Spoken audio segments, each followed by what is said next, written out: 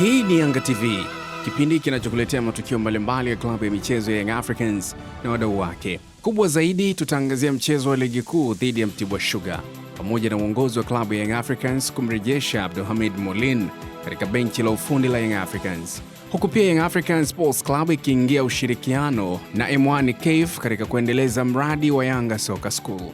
Wiki hii tutaangazia mchezo wa ligi kuu NBC ambao wananchi Young Africans walitoka sare ya bao 1-1 dhidi ya Mtibwa Sugar katika dimba la Jamhuri Dodoma, huko bao la Young Africans katika mchezo huo likifungwa na Pacome Zouzoua dakika ya 23.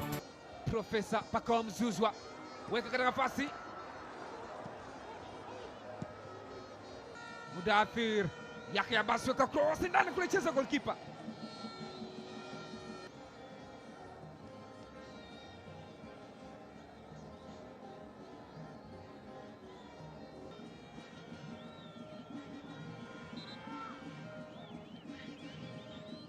Aliondoka katikati yao Pacome Zouzoua, lakini mission haikukamilika. Tazama Okello alivyoondoka na mali, ilikuwa ni magical touch, alimkataa, don't touch me. Safari kaanza na muziki, lakini final execution ya Okello haikukamilika, wakaondoka na mali Mtibwa Sugar, hesabu zikaishia pale. Okello anazungusha kona ndani kule, cheza goalkeeper Constantine Malimi. Shuki Abuya anaondoka, anamwekea Alan. Okello cheza goalkeeper, mpira umemchomoka Mwanengo. Pacome Zouzoua, ni profesa anasema Idi Mbaraka. Wananchi, kelele unazozisikia hapo ni Yanga wanatawala Jamhuri Dodoma. Pembeni kwenye njia Pacome Zouzoua, profesa anaweka sasa kwa nafasi Mwanengo, offside.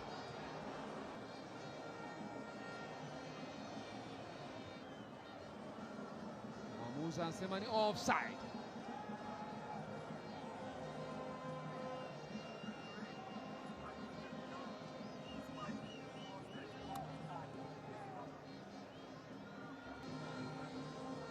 Mohamed Hussein anaweka cross nzuri ndani kule, mpira unakwenda kuchezwa na goalkeeper na kuondoshwa na mlinzi ule.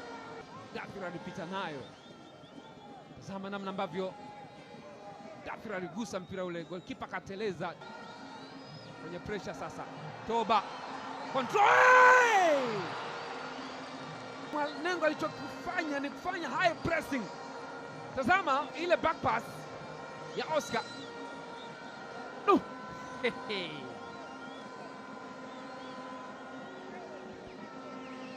Wewe Toba. Wakati wanakwenda kucheza mpira ule, Pacome Zouzoua ameingiza ndani kule, nazungusha ile, cheza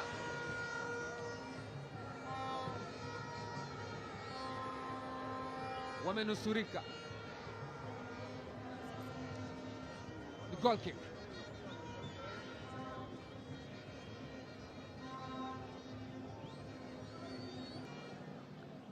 Pacome Zouzoua zungusha nzuri, mpira umemtoka. Hey, wewe Toba, wewe bado ni hatari, na kwenda kuudaka tena. Bwana,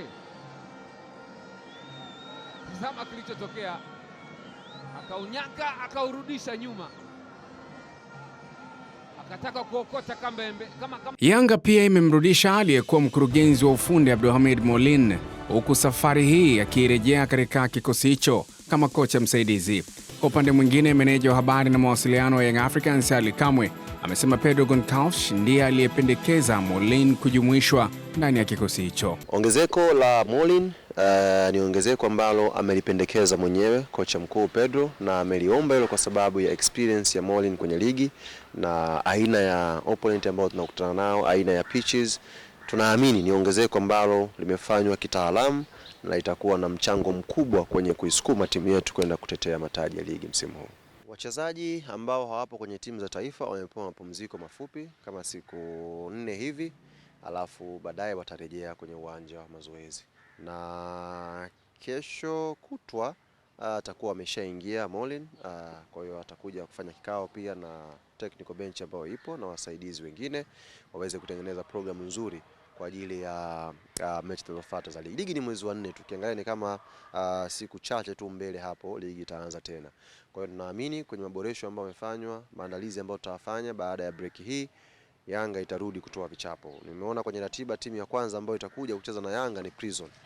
Tunataka tutumie pia mchezo huo kuonyesha mashabiki kwamba tumefanya maamuzi sahihi ya kuitoa timu kutoka hapa ilipo kuipeleka kwenye level ya juu zaidi. Nao mashabiki wa Young Africans kutoka Dar es Salaam wametoa maoni yao baada ya Abdulhamid Mollin kurejea ndani ya kikosi hicho, huku wakiamini kikosi chao sasa kinakwenda kuwa na mabadiliko chanya. Ni kocha ambaye mwenye historia na mafanikio ya Yanga. Kwa sababu gani nazungumza hivyo? Tunamuona alivyokuwa Azam, kuna wachezaji ambao amewakuuza na ameonekana. Ameenda KMC, kuna wachezaji amewakuuza. Akaja kwetu kama mkurugenzi wa ufundi wakati akiwepo kocha Hamid Mirudi, na Yanga ikafanya vizuri, na aliongoza Yanga kutoa kombe la NBC Premier League, akaongoza Yanga kutoa kombe la CRDB, akaongoza Yanga pia ngao ya jamii kama ufunguzi wa ligi. Kwa mimi naona kurudi kwake ndani ya klabu ya Yanga bado inaenda kuleta mafanikio. Tunaenda kutetea ubingwa wetu tukiwa imara zaidi. Haitajarisha tumeanza msimu vibaya, tutamaliza safari hii tukiwa bora. Na bado sio kwamba tumeanza vibaya, maana watu wanaanza wasijue Yanga amefungwa na nani. Yanga hatujafungwa. Ujaji wake ni kama ninavyozungumzia, ni sasa na ndimu unaitia kwenye mboga, yani kama kukoleza udambu. Kwa hiyo ujaji wake ni utaleta changamoto kubwa sana na itaamsha ujio wa wachezaji, kwa sababu wachezaji wengi kama walikuwa wamechoka sana, lakini pia kuja kwake yeye ni kama kuamsha timu na kuifanya Yanga kurudi kwenye ile performance yetu ambayo tulioizoea. Lakini yote kwa yote, ningependa kuwasihi mashabiki pamoja na wanachama na wapenda wote Dar es Salaam Young Africans kwamba hatujalala, isipokuwa ni changamoto, ni kama kiupepo fulani ambacho kilitupitia, lakini tumejifunza kutokana na makosa. Nakumbuka kocha alifanya vizuri akiwa KMC pale, alikuwepo na wajina wangu Salumu Makopo, walikuwa wanasaidiana pale wakiwa KMC na viongozi, na ndio maana kwamba sisi tumewachagua viongozi bora ambao wenye maono na kuona kitu gani wapi ambao walipoteleza, wakaona kwamba kwa nini tusimrudishe huyu kocha, na kwamba ni mimi nawashukuru kwa kiasi kikubwa sana kwamba na mimi wamenifuta machozi, kwa sababu nilikuwa sikai kwa la kwamba walikopo kelele za watu za hapa na pale. Kwa upande mwingine, Ali Kamwe amefafanua na kuweka wazi ni kwa nini amemuomba rais wa Young Africans Engineer Hersi Said pamoja na wajumbe wa kamati ya utendaji ya klabu hiyo kusimamia usajili. Nilimuomba rais wa klabu ya Young Africans, na narudia tena mbele ya hapa ya kamera ya Azam TV, kumuomba tena rais wa klabu yetu Young Africans, kumuomba tena makamu wa rais wa klabu ya Young Africans, kuwaomba tena viongozi wetu, wajumbe wa kamati tendaji. Unajua, kuonekana amepiga picha na mchezaji haimaanishi kwamba yeye ndio alimpendekeza huyo mchezaji. Usajili una namna mbili. Una sehemu technical bench wanaweza kupendekeza position kwamba tunahitaji kupata mchezaji mwenye quality hii upande wa kushoto, alafu uongozi unaenda kumsajili mchezaji unamleta.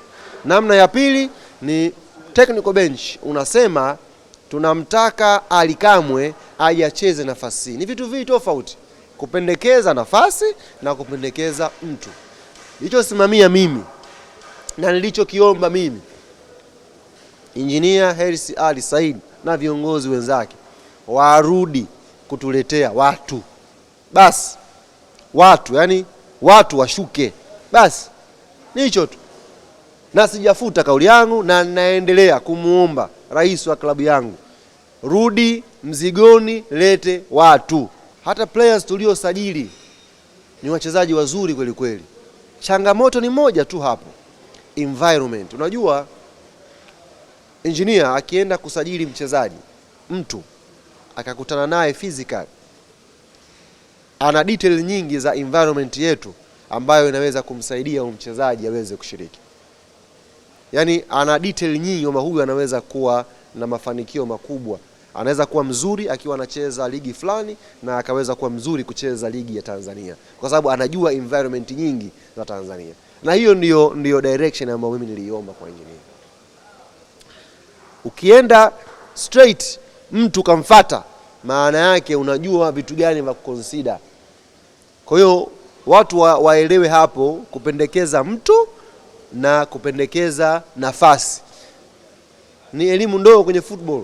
Sasa watu kwa sababu huwa wasikilizi kuelewa, wanasikiliza kubishana, ndio maana wameanzisha kubishana.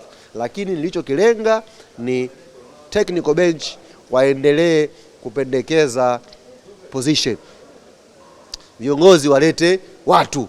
Kwanza leo mchezaji Prince Dube, mchezaji Shadrack Boka, mchezaji Edmund John, mchezaji hawa watatu wanaanza leo gym session. Washatoka kwenye chumba cha daktari, wanakwenda kuanza gym session kwa ajili ya kuangalia majeraha aliyopata na fitness kuisogeza kabla timu haijaanza mazoezi ya pamoja. Mchezaji Ibrahim Baka na yeye ataanza gym siku za hivi karibuni, bado yeye yupo chumba cha daktari, na Depu pia yupo chumba cha daktari. Lakini hawa watatu wanaweza kutangulia kupona mapema. Unajua issue ya majeraha labda watu hawana labda uelewa mkubwa. Kwanza hakuna mchezaji anapenda kuingia uwanjani akapate majeruhi. Hakuna huyo mchezaji.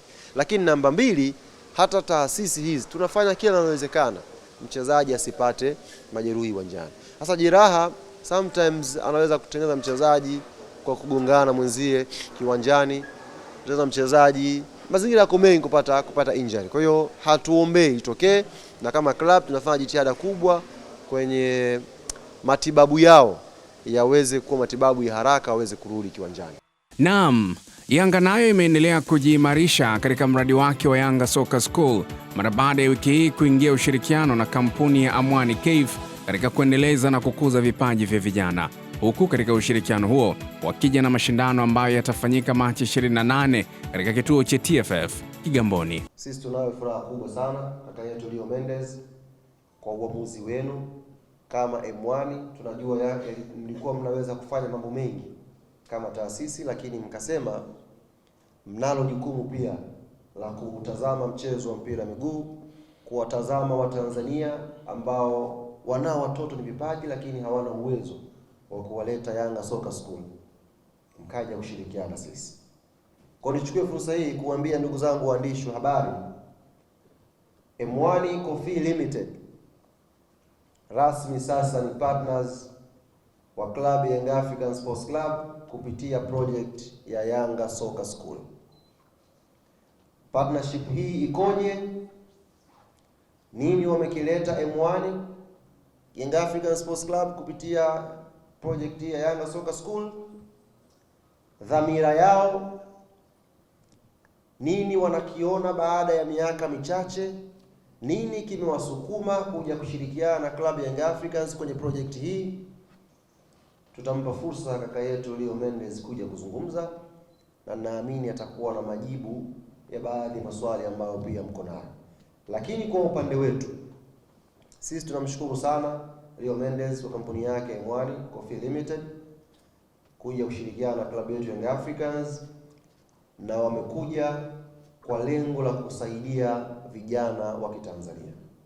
Sasa kwa sababu sisi ni klabu ambayo inadili na football, tumetengeneza mfumo mzuri wa kuweza kuwapata hawa vijana wenye vipaji kupitia M1 Coffee Limited, na vijana hawa wakaingia Yanga Soccer School kwenda kupambania ndoto zao.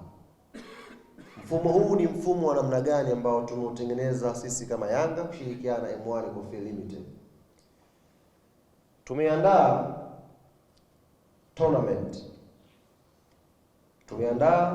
tournament ambayo tournament hii itafanyika siku ya Jumamosi ambayo itakuwa ni tarehe 28, na itafanyika kwenye kituo cha michezo cha TFF pale Kigamboni. Fili wote mnakifahamu kituo hiki, kiko Kigamboni TFF Center pale, Jumamosi ya tarehe 28 mwezi huu. Tournament hii tunaifanya kwa namna gani? Nichukue fursa hii kuwatangazia sasa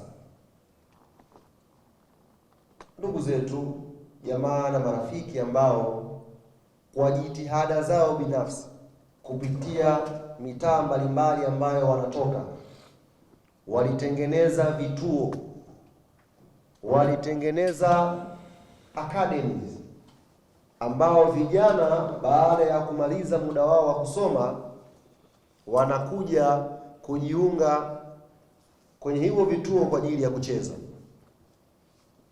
Nyote nyinyi mnatoka mitaani na mnajua hivyo vituo, mnajua hizo timu ambazo zipo huko. Sisi wenyewe niko Sinza pale, uwanja wetu wa Sinza Star tunapocheza pale, saa Dede utakuwa unafahamu. Yuko mzee pale kabla mazoezi wakubwa saa 10, saa 8, saa 9 pale ana kituo chake na vijana pale wanafanya mazoezi. Kwa safari hii uongozi wa klabu ya Young Africans ukasema utazame sasa hizi academies na vituo mbalimbali ambao vijana wanakwenda kucheza mpira. Tuwatengenezee tournament hao. Tuwatengenezee mashindano hao. Waje washindane. Alafu tupate bingwa, tupate mshindi wa pili, tupate mshindi wa tatu kwa ajili ya kutambua pia na kuvithaminisha hivi vituo na hizi academy. Lakini M1 Coffee Limited wao watakuja kuchagua wachezaji 10 katika project hiyo. Na hao wachezaji 10 M1 Coffee Limited watawagharamia kila kitu kujiunga na Yanga Soccer School. Kila kitu.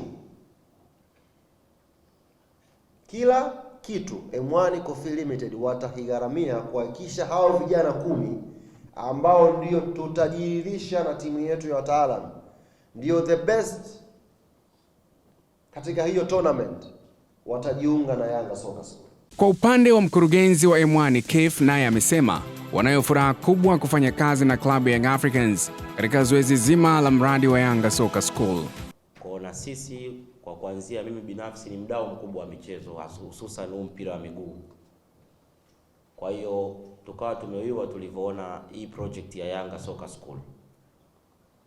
Kwanza kabisa ni kuwashukuru uongozi mzima wa klabu ya Yanga kiongozwa na rais kakaangu Engineer Elsi, lakini pia CEO, ile bodi nzima ya Yanga, lakini pia watendaji wote mnafanya kazi kubwa. Kakaitwa kama unafanya kazi kubwa, mmekuwa machampiona wakubwa wa hii project ya Yanga Soccer School.